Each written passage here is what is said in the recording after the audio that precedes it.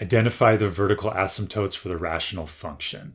F of x equals x squared minus 9 over x squared minus 3x. So to find the vertical asymptotes of a rational function, first step is factor top and bottom. The top, x squared minus 9, that is going to be x plus 3, x minus 3, because it's a difference of two squares.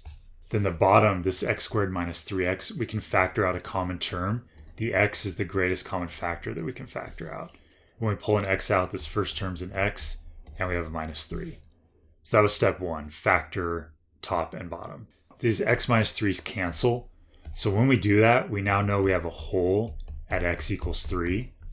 But this is specifically asking about vertical asymptotes, so we're not too interested in the whole. So anything that is remaining after we've canceled, after we've identified our wholes, those things are our vertical asymptotes.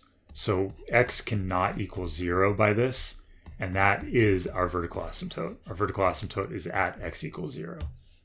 And that's the answer to the question. The whole idea is that x is not defined at that point, so that's why it's a vertical asymptote. If you want to try more of these, I have a page online at andymath.com. Here it is right here. There's a bunch of practice problems you can try out, and some challenge problems too, and also related pages for horizontal asymptotes and just graphing these functions, and also slant asymptotes as well, if you want to try those.